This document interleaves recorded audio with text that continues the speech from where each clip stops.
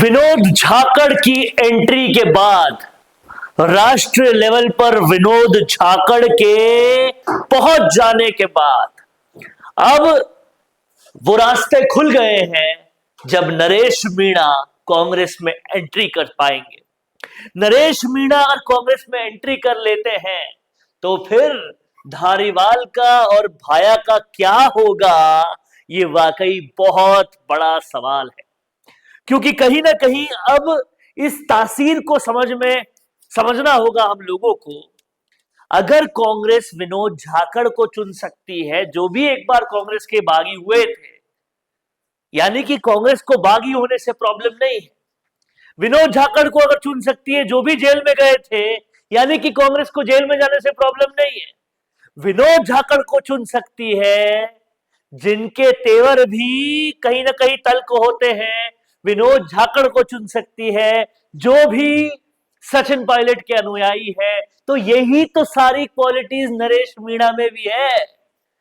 नरेश मीणा कांग्रेस में आने के सारे रास्ते अब खुल गए हैं, लेकिन अगर वो आ गए तो फिर धारीवाल और भाया का क्या होगा? गुंजल के साथ मिलकर कैसे उनकी बैंड बजाई जाएगी?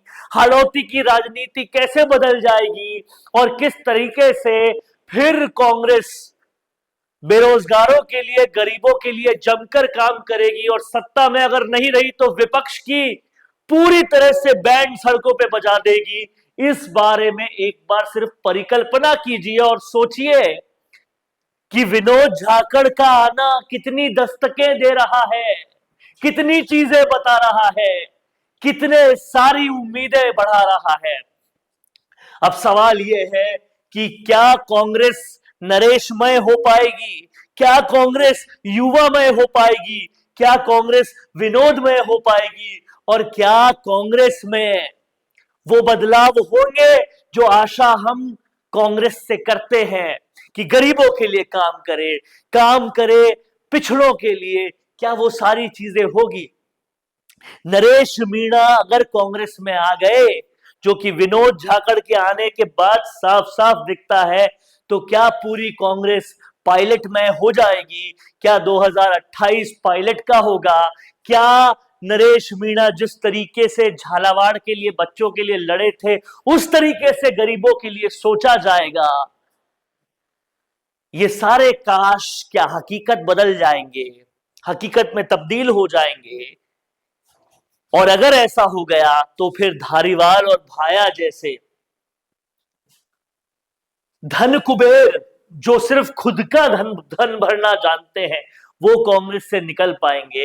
ये सारी चीजें के समीकरण जो है अब बनते जा रहे हैं। आप इन समीकरणों को कितना मानते हैं, जरा कमेंट करके बताइए।